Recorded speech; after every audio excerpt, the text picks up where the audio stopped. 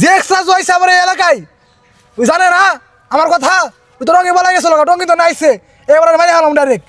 ভাই ওই তো খালি হাতে আসে নাই ভাই 5 কোটি টাকার সাপের বিষ নিয়ে আইছে ভাই এলাকায় সাপ্লাই দিব। কি করছ রে ওই সাপের বিষ আছে 5 কোটি টাকার এবার রাজুরে মাইরে ওই সাপের বিষগুলো নিয়ে সব টাকা আমাদের হয়ে যাবো বুঝছ নাই ধনী হয়ে যাম বেড়া রে। হ্যাঁ ভাই ঠিকই আছে, এবার রাজুরে একবার মেরে ফেলামু আর অস্তিত্ব ডাইরেক্ট নায়কের ফেলামু।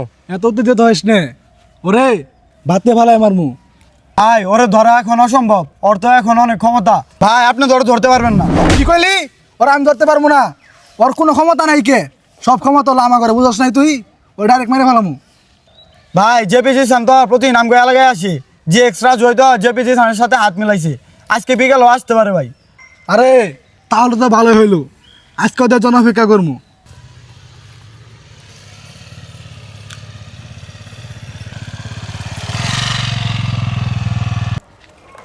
এই বেটা কি অবস্থা তোর?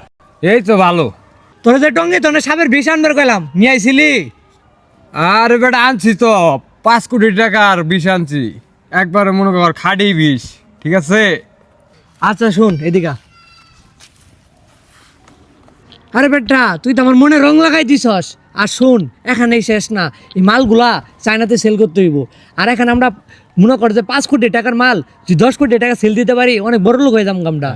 আর শুন এই সাপের বিষগুলা তোর এয়ারপোর্টে পৌঁছাইতে হইব, যদি 19 থেকে 20 তোর একদম নাই বানাই আলামু, বিষয়টা মাথায় রাখিস। আচ্ছা ভাই, আমি আমার নিজ দায়িত্বে মালটি পৌঁছাই দিব এয়ারপোর্টে। আর শোন, এয়ারপোর্ট আমার কাছে লোক থাকবো থরসব বিল্লাল, ওর কাছে মালগুলা পৌঁছাই দিবি। আর ভাই ওদিন যে ওই এলাকার পোলাপানগুলো গ্যাঞ্জাম করে গেল, কিছু তো কইলেন না। আরে ওই পাড়া পোলা পান এমন ঠেট দিছি আমার এলাকায় পাড়া সাহস পায় না, যদি পাড়া দেয় বুঝছিস তো। ভাই আমি খবর পাইলাম জি এক্সট্রা জো আর জেপিসি সান নাকি আমগো স্পোর্ট আইসে ডিল করে গেল। তুই তো অনেক কি কস, ওরা যেহেতু রিল করছে আর তো মাল সেল করে ফেলাবো, যেমনি হোক আজকের ভিতরে রাখতে দেবো পরে।